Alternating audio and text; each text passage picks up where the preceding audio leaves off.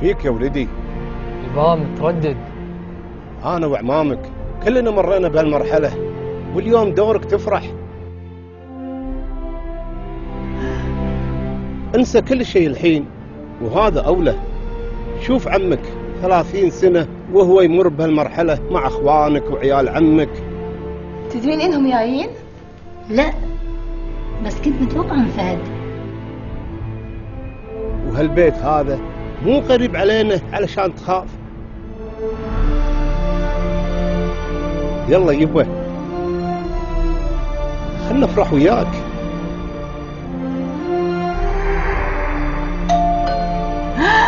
ألف مبروك يا بنيتي. قوة، في قرقعان؟ اي بابا في قرقيان.